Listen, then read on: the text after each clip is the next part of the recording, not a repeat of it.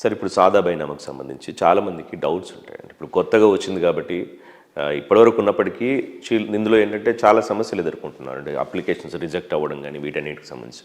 So ఎట్లా information ఏ విధంగా వీళ్ళకి అవసరం ఉంటుందండి? శరత్ గారు, మేము లీవ్ సంస్థ తరపు నుంచి ఒక పుస్తకం తీసుకొచ్చాం తెలుగులో పూర్తి సమాచారంతో. ఇది మూడోసారి ఇట్లాంటి పుస్తకం తేవటం ఆంధ్రప్రదేశ్కి సంబంధించి.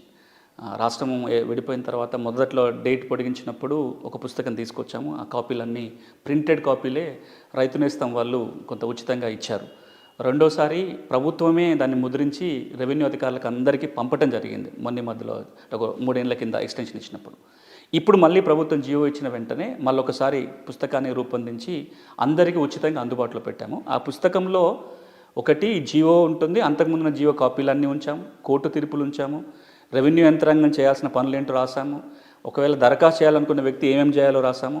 ఈ సాదా బైనామా ప్రక్రియ మీద ఉండాల్సిన ఫార్మాట్లు అన్నీ అందులో ఉంచినాం. దరఖాస్తు ఏ నమూనాలో ఉంటుంది, నోటీసులు ఎట్లా ఇవ్వాలి, వాంగ్మూలం ఎట్లా రికార్డ్ చేయాలి, 13B ఎట్లుంటుంది, 13C అవన్నీ పెట్టాం. దీంతో పాటుగా ఎప్పుడో వచ్చే ప్రశ్నలు, దాదాపుగా దీనిలో చాలా మీరు అన్నారుగా చాలా అనుమానాలు అపోహలు ఉంటాయని, 65 ప్రశ్నలు సమాధానం లేదు దాంట్లో. అంటే చిన్న సన్నకారు రైతు అంటే ఎవరు, సాదా బైనామా అంటే ఏంటి, ఇప్పుడు నేను 2 ఎకరాలు కొనుక్కున్నా, నాకు ఆల్రెడీ 3 ఎకరాలు ఉంది, మరి 2-3 ఎకరాలు కలిపి చూస్తారా, 5 ఎకరాల లిమిట్ దేనికి వస్తుంది, అసైన్మెంట్ భూమి కొన్నాను పట్టాలు అవుతాయా, సీలింగ్ కొన్నాను, ఇట్లా ఇన్ని రకాల దాదాపు అన్ని ప్రశ్నలు అంటే ఈ 2-3 ఎందుకు చెప్తున్నాను, ఇవి కీలకమైన ప్రశ్నలు. ఇక్కడ మీరు అన్నారు కాబట్టి సందర్భం, చాలా దరఖాస్తులలో మేము అసైన్మెంట్ భూములు కొన్నామని దరఖాస్తు పెట్టుకుంటున్నారు, లేదా సీలింగ్ మిగులు భూములు కొన్నా, వాటికి అసలు సాదా బైనామా వర్తించదు, అది మళ్ళీ వేరే చట్ట పరిధిలో పోవాలి. వీటన్నిటిని నివృత్తి చేస్తూ దాదాపు 85 పేజీల తెలుగు పుస్తకాన్ని తయారు చేశాము.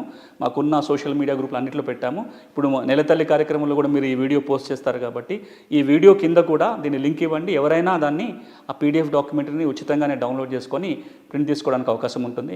ఇంకొక రిక్వెస్ట్ మీ ద్వారా, మన నెలతల్లి కార్యక్రమం ద్వారా, ఈ పుస్తకాన్ని ప్రతి రైతుకు చేరే ప్రయత్నం చేయండి. ఎందుకంటే అలా అనుమానాలు నివృత్తి అయితే చాలా అవేర్నెస్ పెరిగినా కొద్దీ వాళ్ళ సమస్య పరిష్కారం సులభమవుతుంది. కాబట్టి ఎవరెవరైతే దీన్ని చూసిన వాళ్ళన్నా దీనికి 10 మందికి పంపే ప్రయత్నం చేస్తే ఈ ప్రయత్నం కొంత సఫలం అవుతుంది. ఎవరైతే చిన్న సన్నకారు రైతులు దీర్ఘకాలికంగా భూమి ఉండి కూడా పాస్బుక్ లేకపోవటం వల్ల ప్రభుత్వం నుంచి బెనిఫిట్లు రాక, లోన్లు రాక ఇబ్బంది పడుతున్నారో వాళ్ళ సమస్య నుంచి బయటపడటానికి ఇది ఒక సాధనంగా ఉపయోగపడుతుంది.